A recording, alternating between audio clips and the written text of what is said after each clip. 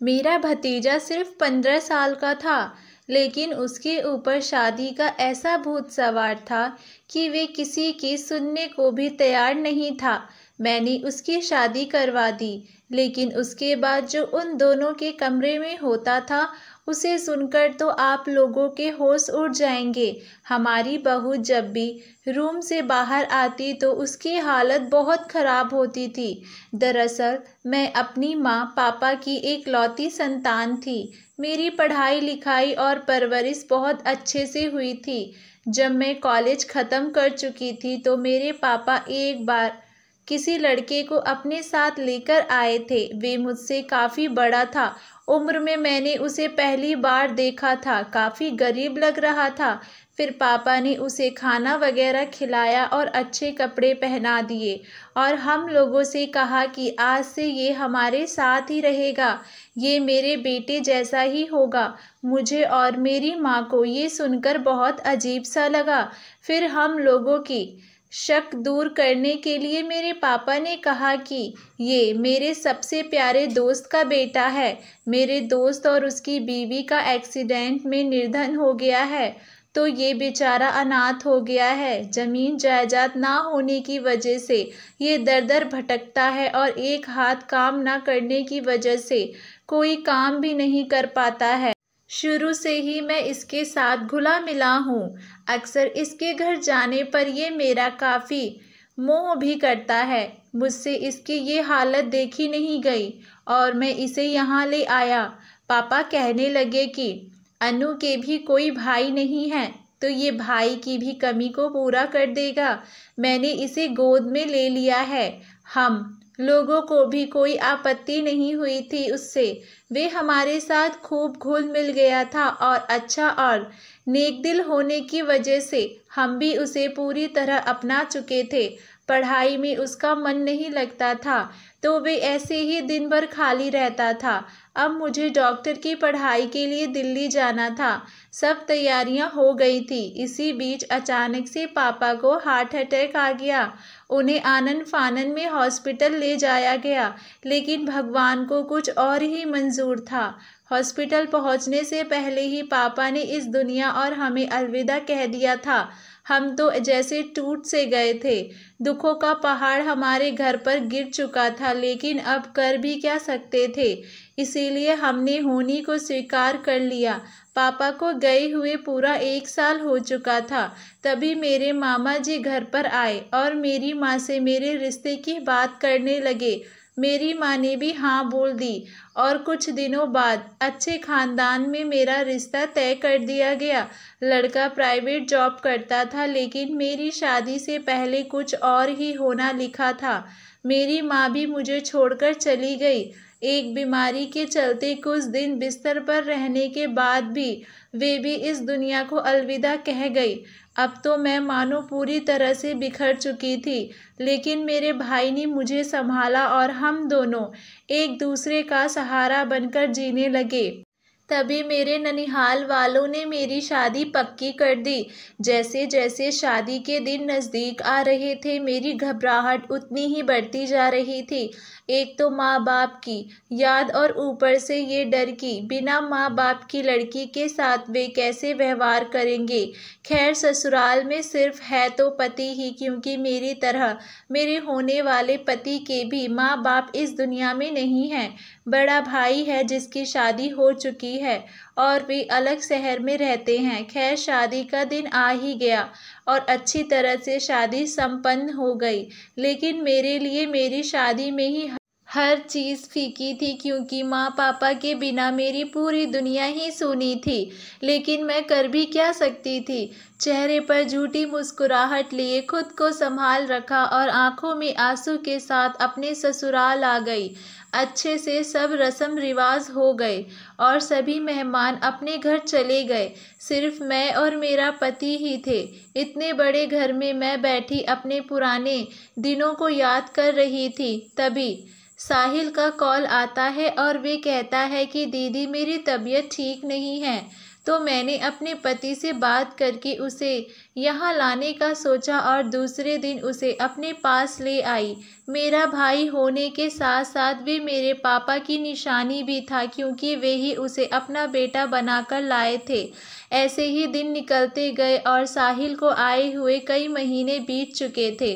वे और मेरा पति अच्छे दोस्त बन चुके थे। हम लोगों ने उसे हमेशा के लिए अपने पास रख लिया। एक हाथ से विकलांग होने की वजह से बेचारे की शादी भी नहीं हो सकती थी। एक दिन हम लोग ऐसे ही बैठे थे, तभी मेरे जेठ जेठानी हमारे घर पर आते हैं। उनके हाथ में मिठाई का डब्बा था। मुझे और मेरे पति को मिठाई खिलाते हुए कहा कि आप लोग फिर से चाचा चाची बनने वाले हो।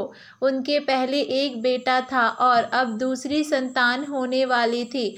हम लोगों ने उन्हें बधाइयाँ दी और चाय नाश्ता करवा दिया, फिर वो लोग चले गए। खैर, दिन निकलते गए। अब हमारी शादी को 3 साल हो गए थे। एनिवर्सरी पर हम लोगों ने बच्चा करने का प्लान किया, लेकिन हम लोगों को इतनी अच्छी किस्मत कहाँ थी। मैं बार बार प्रयास से भी माँ नहीं बन पा रही थी। हम लोगों ने डॉक्टर से भी सारे चेकअप करवा लिए थे। फिर हमारी पड़ोसन ने हमें एक बाबा जी का आश्रम बताया और कहा वहाँ पर वो सिद्धि बाबा जड़ी बूटी देते हैं, जिससे औरतें गर्भवती हो जाती हैं। मैं और मेरा पति हम दोनों इस चक्कर में नहीं पड़ना चाहते थे, क्योंकि हम लोग इन सब को अंधविश्वास मानते थे। लेकिन बच्चे के लिए हम लोगों को ये भी मंजूर करना पड़ा। हम लोग उस बाबा के आश्रम में जड़ी बूटी भी ले आए, लेकिन उससे भी कोई फर्क नहीं पड़ा।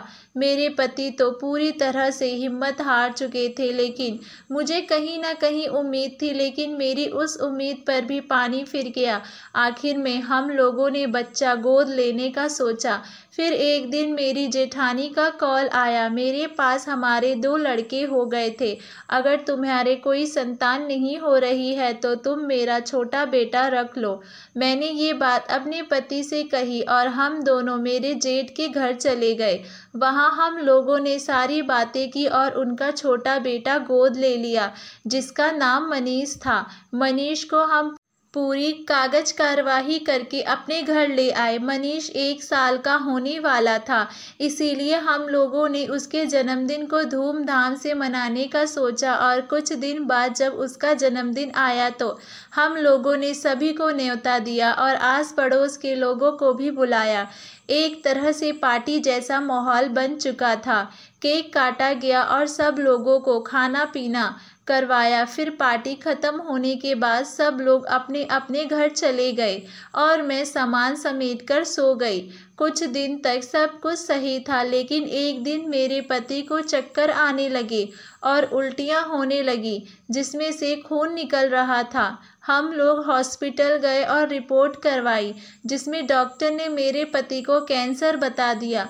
अब मेरी हालत बिल्कुल कमज़ोर हो गई थी। मैं बार बार रोते हुए भगवान को ही दोषी दे रही थी कि आखिर मैंने ऐसा क्या पाप कर दिया जिसकी वजह से आप मुझसे मेरी हर खुशी छीन रहे हो।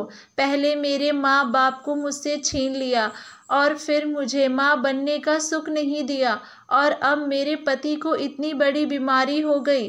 लेकिन मैंने खुद को संभाला और अपने पति की देखभाल में लग गई। जैसे जैसे दिन निकल रहे थे मेरे पति कमज़ोर पड़ते जा रहे थे। कुछ दिन वे यूं ही इस बीमारी को झेलते रहे और एक दिन वे इस दुनिया को और मुझे अलविदा कह गए। मैं अब पूरी तरह से अकेली पड़ चुकी थी। छोटे से मनीष को संभालना मेरे लिए मुश्किल था। अब घर में सिर्फ मेरा भाई और मेरा बेटा मनीष ही एकमात्र मेरे सहारा थे। जैसे तैसे मनीष को पाल पोस कर 15 साल का किया। आज मनीष का जन्मदिन था। वे पूरा 15 साल का हो चुका था। छोटी सी पार्टी के साथ मैंने मनीष का जन्मदिन मनाया। मनीष पूरा दिन मेरे भाई के साथ ही रहता था। पता नहीं दोनों मामा भांजे में पूरा दिन क्या खिचड़ी पकती थी। लेकिन कुछ दिन बाद मनीष एक अजीब सी जिद करने लगा कि मेरी शादी करवा दो। मैंने उसकी बातों को मजाक में लेना शुरू कर दिया। एक दिन मैंने मनीष का मोबाइल चेक किया जिसमें उसने दुल्हन जैसी लड़कियों की फ़ोटो से फ़ोन भर रखा था और शादी के वीडियोस भी थे। उसके मोबाइल में अब मुझे घबराहट सी होने लगी थी कि ये लड़का सच में शादी करना चाहता है। मैंने अपने भाई से पूछा कि मनीष का व्यवहार कैसा है, तो वे कहने लगा कि मनीष पूरा दिन शादी की बातें करने में लगा रहता है और काफ़ी अजीब सा भी रहने लगा है।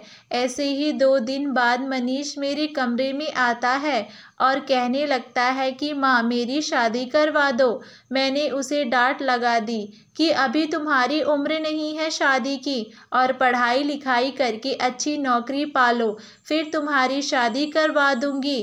तभी मनीष गुस्सा करने लगा और कहने लगा कि अगर मेरी शादी नहीं करवाई तो मैं सुसाइड कर लूँगा। मैं उसकी ऐसी बातों से बहुत घबरा गई थी। मैंने अपने जेठ और जेठानी को घर पर बुलाया और उन्हें सारी बात बताई। तभी मेरी जेठानी कहने लगी कि मनीष की अभी उम्र तो नहीं है शादी की, लेकिन हम लोग ऐसे रिस्क भी नहीं ले सकते हैं क्योंकि मनीष अभी इस उम्र में है जहां बच्चे अक्सर बिना सोचे समझे कुछ भी कर लेते हैं। मैं भी घबरा गई थी क्योंकि अगर मनीष को कुछ हो गया तो मैं किसके सहारे रहूंगी। अब अकेले मनीष ही था जिसका मुझे सहारा था। मैंने उसकी शादी के लिए हाँ कह दी और जेठ जी को लड़की ढूंढने को बोल दिया। फिर मैंने मनीष को अपने कमरे में बुलाया और कहा कि देखो मनीष, हमने तुम्हारे लिए लड़की देखनी शुरू कर दी है और जल्द ही तुम्हारी शादी करवा देंगे। ये सब सुनकर मनीष काफ़ी खुश हुआ और उस दिन बाद से मनीष का व्यवहार भी अच्छा हो गया था। खैर कुछ दिन बाद मनीष के लिए एक अच्छी लड़की मिल गई थी। हमारे पास जायदाद अच्छी होने की वजह से रिश्ता आसानी से हो गया था। फिर मैंने मनीष को बैठाकर कहा कि बेटा, तुम्हारी ज़िद पर मैं तुम्हारी शादी करवा रही हूँ, लेकिन उसके बाद से तुम्हारी पत्नी की सारी जिम्मेदारी तुम्हारी होगी। उसकी हर एक ज़रूरतों का ख्याल तुम्हें रखना होगा।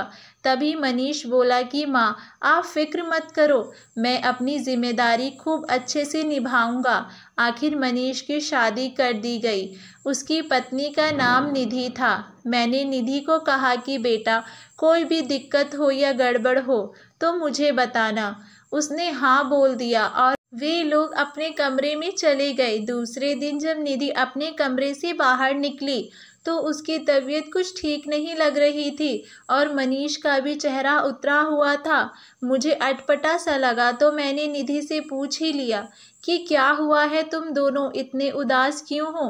तभी मनीष बोला, नहीं माँ ऐसी कोई बात नहीं है, बस निधि की थोड़ी तबीयत खराब है। मैंने डॉक्टर को बुलाने को कहा लेकिन उन दोनों ने मना कर दिया कि नहीं अभी दवाई ले ली है तो ठीक लग रहा है। खैर अब तो रोज़ाना ऐसे ही होने लगा। निधि जब सुबह कमरे से बाहर आती तो बहुत उदास लगती थी। कभी कभी तो आंखें भी सूजी हुई होती थी, मानो पूरी रात रोई हो। मनीष भी टेंशन में होता था।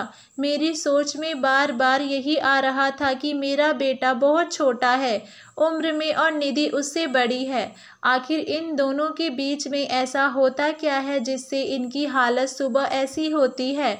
दूसरे दिन तो निधि की तबीयत बहुत ज़्यादा बिगड़ चुकी थी। मनीष दौड़ता हुआ मेरे कमरे में आता है और जल्दी से डॉक्टर को कॉल करता है। डॉक्टर आकर जब निधि को चेक करते हैं तो कहते हैं कि इनका खास ख्याल रखना होगा। कुछ तो ऐसा होता है इसके साथ जिससे ये बहुत तंग होती है। मैंने निधि से बहुत पूछने की कोशिश की लेकिन उसने मुझे कुछ ना बताया। लेकिन सब कुछ जाने बिना मैं कहाँ चैन से बैठने वाली थी। तभी एक दिन मेरे घुटनों का दर्द बढ़ चुका था तो मैं डॉक्टर के पास दवाई लेने के लिए गई। वहाँ डॉक्टर ने मुझसे कहा कि अब आपकी बहू कैसी है। वे लोग रोज़ाना मेरे पास आते हैं चेकअप करवाने के लिए, लेकिन आज नहीं आए। मेरे पैरों तले से ज़मीन खिसक गई जब मुझे पता चला कि वे लोग रोज़ाना डॉक्टर के पास आते हैं। फिर मैंने डॉक्टर से पूछा कि आखिर क्या दिक्कत है मेरी बहू को। डॉक्टर कहने लगे कि आपकी बहू के साथ कुछ ऐसा होता है जिसकी वजह से वे काफ़ी तंग होती है और इसी वजह से वे लोग रोज़ाना मुझसे दवाई लेकर जाते हैं। अब तो मेरा दिमाग फटा जा रहा था, आखिर मनीष बहू के साथ करता क्या है ऐसा। मैंने इसका पता लगाने के लिए उन पर नज़र रखने की सोची, लेकिन फिर पीछे हट गई क्योंकि बेटे और बहू पर इस कदर नज़र रखना अच्छी बात नहीं है। फिर मैंने मनीष को अपने कमरे में बुलाया और सख्ती से सब कुछ पूछा। पहले तो वो नहीं बोला, लेकिन फिर उसने बता दिया। उसने जो बताया दोस्तों, उसे सुनकर तो मैं खुद को संभाल भी नहीं पा रही थी। मनीष कहने लगा कि माँ, मैं तो कभी निधि के साथ सोया भी नहीं हूँ। रोज़ रात को कमरे से बाहर आ जाता हूँ क्योंकि मामा ने मुझे डरा के रखा है कि अगर मैं निधि के पास रहा या ये बात किसी को बताई तो मुझे जान से मार देंगे। मैं तो शादी भी नहीं करना चाहता था। मामा ने मुझे डरा डरा कर कह रखा था कि मैं शादी के लिए ज़िद करूं और शादी करवाऊं। जब से शादी हुई है, मामा रोज़ रात को मेरे कमरे में आते हैं और मुझे बाहर निकालकर निधि के साथ संबंध बनाते हैं। उन्होंने निधि को भी जान से मारने की धमकी दे रखी है। तभी से हम लोग उनका शिकार हो रहे हैं। मामा निधि को बहुत तंग करते हैं बंद कमरे में, जिसकी वजह से उसकी तबीयत खराब रहती है। ये सब सुनकर मैं सन्न रह गई कि जिसको मैंने भाई माना, इतने सालों तक संभाले रखा, उसने ही मेरे बेटे बहू के साथ ऐसा किया। मैंने मनीष से कहा कि पुलिस को फ़ोन लगाओ, उस दरिंदे को सज़ा होनी चाहिए। मैं तो बस रोई जा रही थी कि जिस इंसान को मैंने भाई माना, मेरे माँ बाप ने अपना बेटा माना, उसी ने हमारे विश्वास को तोड़ दिया। अब साहिल को पुलिस के हवाले कर चुके थे हम। मैं तो बस यही अफसोस कर रही थी कि आज अगर माँ पापा होते तो वे इस घटिया इंसान को धोखा बर्दाश्त ना कर पाते। धन्यवाद दोस्तों। आपको हमारी कहानी कैसी लगती है हमें नीचे कमेंट बॉक्स में ज़रूर बताइएगा और हमारे चैनल वानी वॉइस को लाइक शेयर सब्सक्राइब करना ना भूलें।